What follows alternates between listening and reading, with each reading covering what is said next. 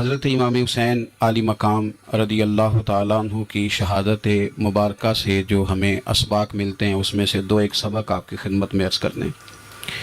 پہلے تو یہ یاد رکھ لیں کہ اللہ تعالیٰ نے اپنے محبوب کریم علیہ السلام کی زبان سے ہمیں یہ پیغام دیا ہے کہ تم مجھے یہ کہو کہ اے اللہ ہماری نماز، ہماری قربانیاں، ہمارا جینا اور ہمارا مرنا یہ سب اس رب کے لیے ہے جو تمام جہانوں کو پالنے والا ہے۔ قل ان صلاتی و نسکی و محیای و مماتی للہ رب العالمین۔ آپ فرما دیجئے بے شک میری نماز، میری قربانیاں، میرا دنیا میں رہنا، پردہ کرنا سب اس رب کے لیے جو تمام جہانوں کا پالنے والا ہے۔ سب سے پہلے تو اپنی زندگی کے اندر 24 گھنٹوں میں سے اچھے طریقے سے سوچ کر، سمجھ کر، فکر کر کر غور کریں کہ ہمارے پاس 24 گھنٹوں میں سے کتنا وقت ہے جو ہم نے صرف اس لیے صرف کیا ہے کہ ہمارا دین کچھ تھوڑا سا آگے بڑھ جائے اور دین کے لیے ہم کچھ اپنے آپ کو پیش کر سکیں۔ اپنے وقت کا تعین کریں۔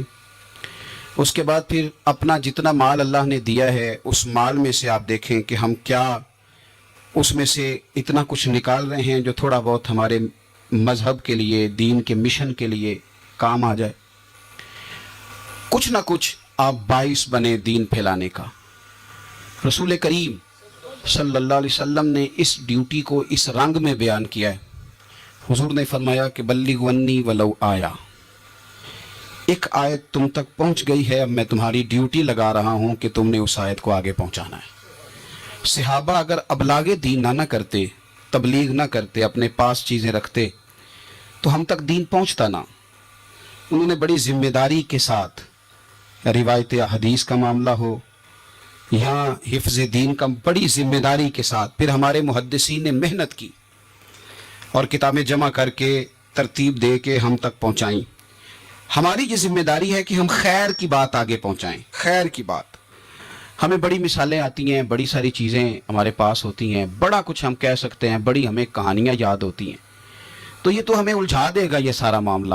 کیا یہ اچھا ہو کہ ہم جمعے والے دن اپنے خطیب صاحب سے جو حدیث سنتے ہیں اسے اچھے طریقے سے ذہن میں بٹھائیں اور پھر پورا ہفتہ گھر کے اندر، بازار کے اندر، گلی کے اندر، دوستوں میں، بچوں میں جب بھی بیٹھیں تو اپنی بات مدینے والے رسول کی بات سے شروع کریں، اور آپ کو ذائقہ اتنا ملے گا کہ کسی نے حضرت ابو ہریرہ رضی اللہ تعالیٰ عنہ سے پوچھا تھا کہ آپ کو کیا شہد لگا ہوا ہے کہ ہر وقت لوگ آپ کے گرد بیٹھے رہتے ہیں، ہر وقت مجمع رہتا ہے؟ کچھ لوگ ہوتے ہیں نا جی، وہ بیٹھ جائیں تو محفل ہو جاتی ہے، چلنے لگیں تو جلوس ہو جاتا ہے۔ کچھ لوگ ہوتے ہیں تو کہا حضرت آپ کون سا شہد ہے؟ تو حضرت ابو ہریرہ فرمانے لگے شہد میاں کوئی بھی نہیں، میں نہ کسی کو اپنی بتاتا ہوں، نہ باپ دادا کی بتاتا ہوں، نہ برادری قبیلے کی بتاتا ہوں، میں تو جس کو بھی بتاتا ہوں محمد عربی کی بات ہی بتاتا ہوں۔ تو بس یہ آپ سمجھ لیں کہ میری بات بن گئی ہے تیری بات کرتے کرتے۔ تو ایک یہ بات آپ نے ذہن میں رکھنی۔ دوسرا پیغام میرا آپ کے لیے یہ ہے آج کی اس خوبصورت بزم میں کہ دین اور دیندار لوگ ایک نیکی کریں کہ وہ لوگوں کے دلوں میں اگر دین کی محبت نہیں بھر سکتے تو کم از کم نفرت تو نہ بھریں۔ اب تو یقین کریں کہ تکلیف روز بروز بڑھتی چلی جا رہی ہے۔ یوں لگتا ہے کہ دین دنیا میں صرف بحث کرنے کے لیے ہے، لڑائیاں ہی لڑائیاں، مناظرے ہی مناظرے، بحث ہی بحث۔ کیا شکل دکھا رہے ہیں ہم لوگوں کو مذہب کی کہ اس میں صرف بحث ہے، لڑائی ہے۔ نبی پاک صلی اللہ تعالیٰ علیہ وسلم کم ناراض ہوتے تھے، لیکن مسلم شریف میں حدیث ہے، کچھ لوگوں نے شکایت لگائی کہ یا رسول اللہ صلی اللہ علیہ وسلم ہماری مسجد کا امام لمبی نماز پڑھاتا ہے، کوئی اتنا قابل تعزیر جرم تو نہیں تھا، نماز لمبی پڑھاتا ہے۔ تو مسلم شریف میں ہے کہ اللہ کے محبوب صلی اللہ تعالیٰ علیہ وسلم غضبناک ہوئے، اور لفظ کیا ہے؟ حضور فرمانے لگے میں لوگوں کو دین کے قریب کرتا ہوں، تو دور کرتا ہے۔ فرمایا خود پڑھنی ہو تو جتنی مرضی لمبی پڑھنا، لیکن لوگوں کو مختصر نماز پڑھا تاکہ وہ دین کے قریب آئیں۔ حضور مفتی اعظم عالم اسلام شہزادہ اعلیٰ حضرت شیخ مصطفیٰ رضا خان صاحب رحمۃ اللہ علیہ، ہمارے دادا مرشد، آپ کے خلاف کچھ لوگوں نے کتاب لکھی اور بریلی شریف کے عرس میں وہ کتاب بانٹی گئی۔ 24 سفر کو علماء کی وہاں میٹنگ ہوتی ہے اور ہزاروں علماء اس میں، راسخ العلم لوگ وہاں موجود ہوتے ہیں، راسخ العقیدہ۔ حضور مفتی اعظم نے وہ کتاب سامنے رکھی اور کتاب سامنے رکھ کے علماء سے کہا کہ یہ شرعی اعتراض ہے مجھ پر اور یہ اس کا جواب ہے، یہ شرعی اعتراض ہے، یہ اس کا جواب ہے، یہ شرعی اعتراض ہے، یہ اس کا جواب. جو شرعی اعتراض تھے ان کے جوابات دے دیے. فرمایا کچھ انہوں نے نا اخلاقی اعتراضات کیے ہیں تو میں کسی کی ذات پر اتر کر بات نہیں کرنا چاہتا. کچھ انہوں نے ذاتی اعتراضات کیے ہیں اور جو مہذب قومیں ہوتی ہیں وہ کسی شخص کی شخصیت پر اتر کر نیچے اتر کر بات نہیں کرتی. تو یہ شرعی اعتراضات تھے، یہ جواب ہے. تو علماء نے پوچھا کہ حضرت یہ کتاب کب چھپے گی؟ تو آپ فرمانے لگی چھپے گی کوئی نہیں ہے. کہ حضور نے آپ کے خلاف لکھا ہے تو آپ کہتے ہیں چھپے گی نہیں، آپ کو بھی تو چھاپنی چاہیے. تو آپ فرمانے لگے یار جی انہوں نے لکھا ہے تو کچھ بندے نا اس کتاب کی وجہ سے مجھ سے کٹ کے ان سے جڑ گئے ہیں.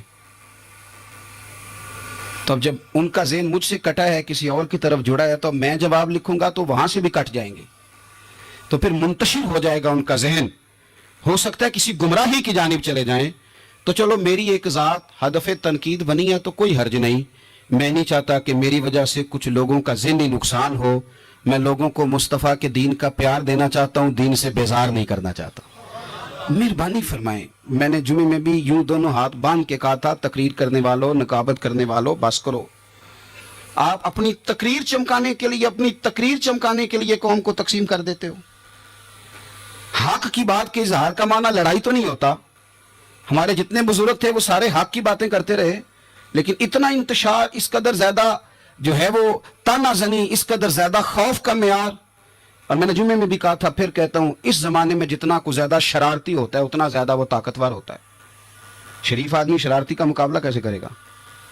ہم نے شرارتی لوگوں کو مضبوط کر دیا ہے. تو دین سے نفرت نہیں دلائیں، لوگوں کو دین کے قریب کریں، لوگوں کو دین کی محبت دلائیں، لوگوں کو دین کے قریب کریں، دین کا ذوق دلائیں، لوگوں کو قریب کریں. آج کی بات ہے، ایک دوست بڑی دور سے آیا ہے، آج کی بات بڑی دور سے. اس نے مجھ سے آ کے کہا کہ حضرت صاحب اب تو میری حالت یہ ہے کہ میں گناہ کر کر کے تنگ آ گیا ہوں. میرے ارد گرد گناہ کے مواقع رہتے ہیں، میں تنگ آ گیا ہوں. لیکن میں ایک منتشر آدمی ہوں، مجھے ہر وقت کا وسوسہ، ہر وقت کی پریشانی، ہر وقت کی مصیبت. وہ کہتا ہے میں جس عالم کے، درویش کے، صوفی کے، مولوی کے قریب جانے لگتا ہوں اس کے خلاف مجھے کوئی نہ کچھ شے مل جاتی ہے. تو دین سچا ہے، کھرا ہے، تو کیا ایسا نہیں ہو سکتا کہ دین پہ عمل کرنے والا بھی کو کھرا مل جائے؟ میں جدھر جاتا ہوں مجھے کوئی نہ کوئی اس بندے کے خلاف کہانی مل جاتی ہے. تو یاد رکھیں جب لوگ دینداروں سے نفرت کرتے ہیں تو پھر دین سے نفرت کرنے لگتے ہیں.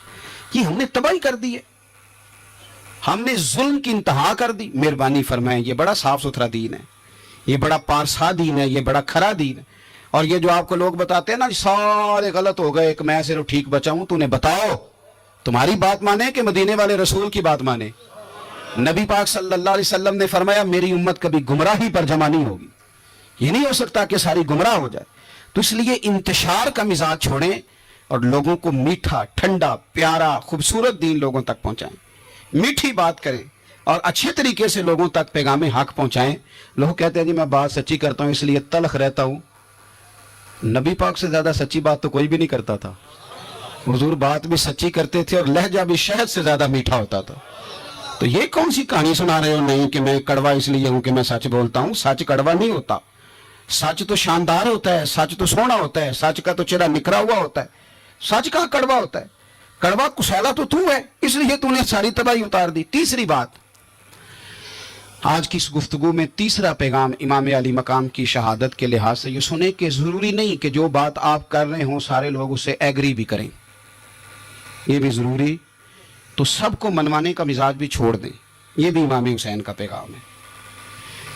اس وقت تو ڈھیر سارے لوگ یزید کی طرف چلے گئے تھے اور امام علی مقام میدان میں نکلے اور معمولی آدمی نہیں، نواس رسول، جگر گوش ہے بطول.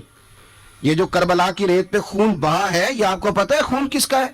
یہ رسول کریم کا خون ہے، یہ نبی کریم کا خون بہا ہے. اللہ کرے آپ کو سمجھ آئے. نبی پاک کا خون بہ گیا، لیکن 4.5 سال حکومت پھر بھی یزید کر گیا. آپ کو کس بات کی جلدی ہے کہ سارے لوگ مان جائیں اور سارے ہمارے پیچھے لگ جائیں اور سارے جو میں کہہ رہا ہوں اس کے پیچھے لگ جائیں؟ یہ آپ کو جلدی کیوں ہے؟ مجھے جلدی کیوں ہے؟ بھئی وہ 4.5 سال پھر بھی نکال گیا. حضرت یوسف علیہ السلام پر جناب زلیخا نے الزام لگایا تھا. حضرت یوسف سچے تھے پر پورے مصر میں اس نے بات بھی پھیلا دی. 12 سال جیل میں بھی رہے تھے تو سچے نا، لیکن اس سچ کو نکھرتے 12 سال لگ گئے. لیکن رب کریم نے فرمایا یوسف سچے ہو پر 12 سال پھر بھی جیل میں رہنا پڑے گا، سچے بھی ہو کھرے بھی ہو، پر 12 سال جیل میں رہے۔ پر عرش کے مالک نے فرمایا پہلے آپ مصر کے قیدی تھے، اب آپ کا سچ نکھر گیا ہے تو مصر کا حکمران بنا دیا جائے گا۔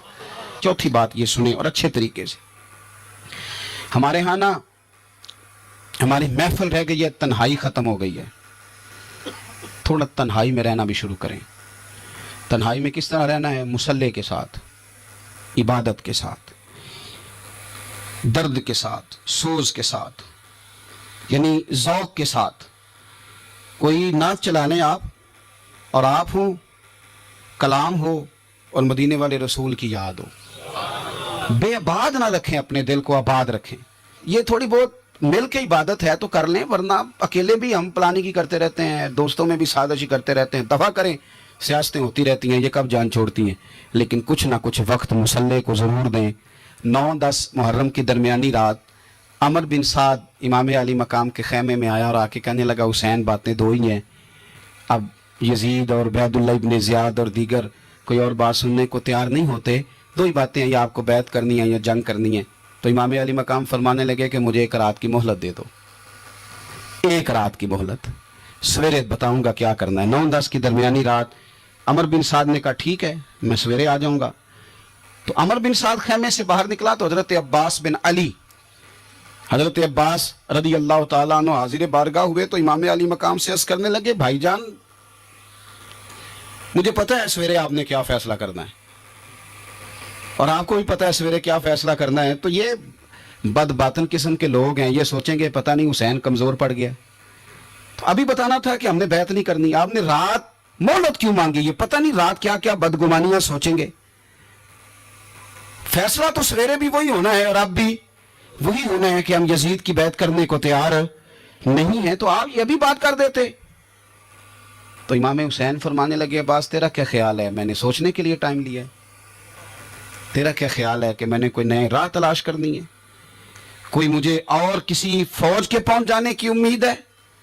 کہا نہیں، مجھے کچھ بھی نہیں کرنا، نہ کچھ سوچنا ہے، فیصلہ بھی وہی ہے جس کا تجھے پتہ ہے، لیکن بھائی یہ آخری رات بچی ہے، کل حسین دنیا سے جائے گا، آخری رات بچی ہے، دل کرتا ہے کہ آج کی رات نہ میں رج رج کے اپنے رب کو سجدے کروں، میں جی بھر کے اس کی عبادت کروں، یہ پیشانی اس کے حضور ناز جھکے۔